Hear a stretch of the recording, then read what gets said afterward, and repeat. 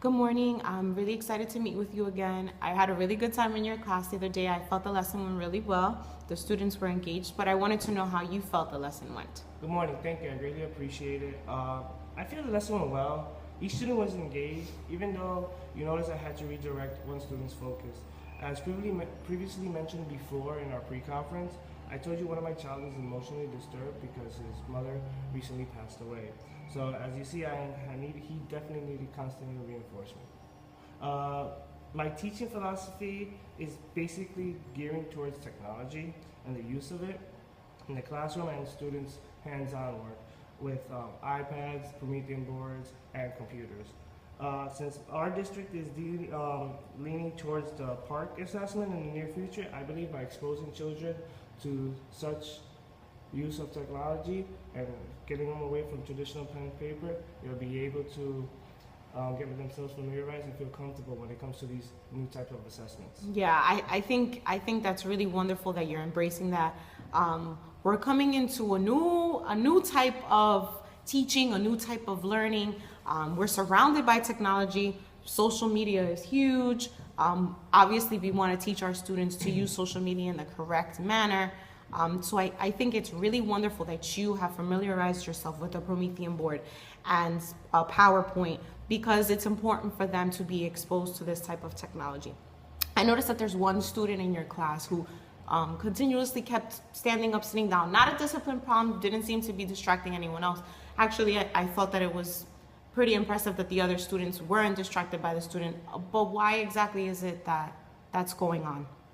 Yeah, that student, he feels actually comfortable standing up or sitting down at different times of the day. Okay. I believe any way I can get a student to motivate himself and work to his best of his capabilities, I'm going to go out of my way or into the distance so I can make him feel comfortable. I believe that learning occurs not narrowly but in different directions.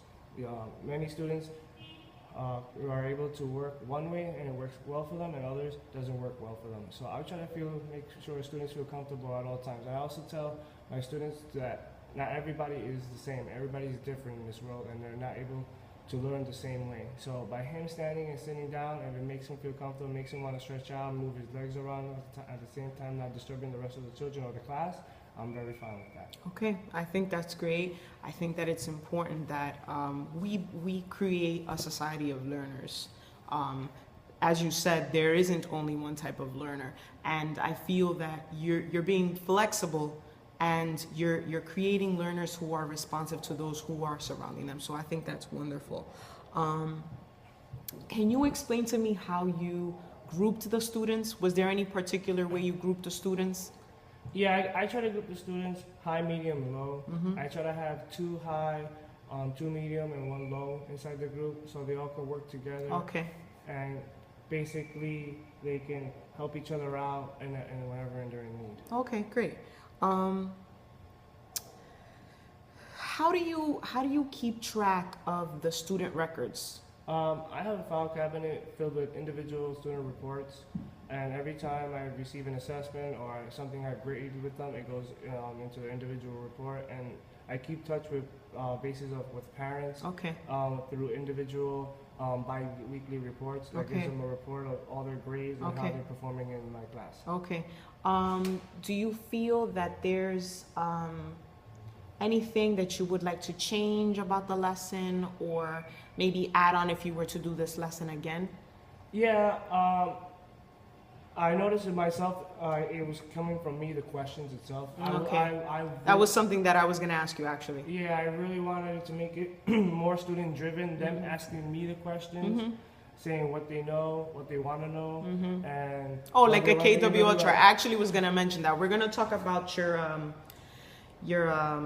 professional growth plan, and actually that was one of the things that I wanted to include, but I'm going to let you finish and then we'll get into that in a minute. And I wanted them to be more engaged. I wanted them, now I'm going to extend the project for them to create their own PowerPoint so they can get familiar with the use of technology. That's why I told you. Okay, wonderful. So will they be presenting that to their peers? Yes, they will. and Okay. it would actually give them presentational skills and help them with speaking in groups. Okay, great. So I want to talk a little bit about your professional growth plan. And prior to doing that, I want to go through the evaluation that I came up with. So I scored you within each domain. So I gave you a 3 in demonstrating knowledge of content and pedagogy. I felt that you were very much aware of what you were presenting to the students. But as you said, one of the things that I would like to see is that your students are the ones who are driving the class. Pretty much, that's the highest goal, to have the students be running the classroom. Your PowerPoint was very well organized. I liked that you had an artifact for me prior to the lesson, so I was able to follow better. I had a very good idea of what your objectives were. They were clearly stated. They were posted in the class. It was easy for the students to read the room. Your class is very well decorated, so I was happy to see that. In terms of your knowledge of the students, I also gave you a 4. I feel that you go. I gave you a 4. I feel you go above and beyond in getting to know your students. When we spoke in the pre-conference, you spoke to me about a couple of the students in your class that you felt might be a discipline problem. And I feel that you're going above and beyond. You're a coach in town.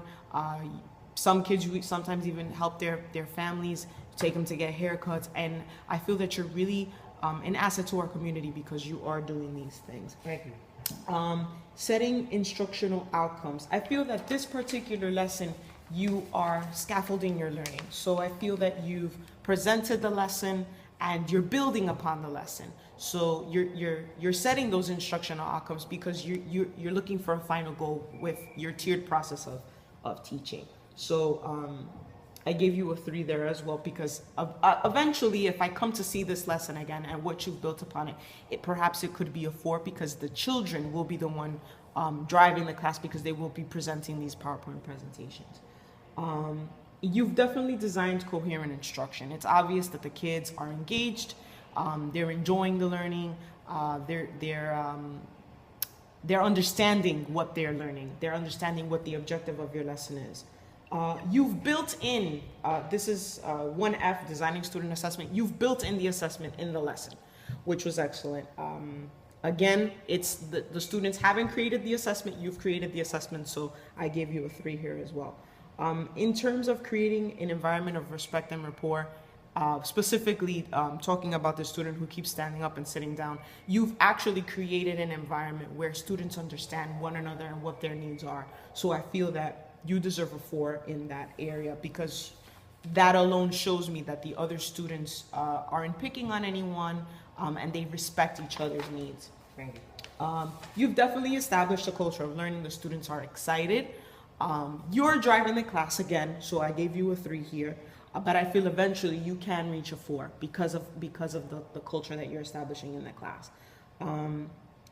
Classroom procedure at some times was a little bit hectic in terms of the moving, but you have a lot of mnemonic devices with the students in terms of redirecting their attention and getting them back to paying attention to you. So I gave you a 3 here. You manage student behavior very well. There were no discipline problems during the class. And you dealt with that one student in a very positive way, constantly redirecting him. So I felt you deserved a 3 here as well. The class was well organized. The room looked well kept, and the students were where they needed to be when they needed to be there.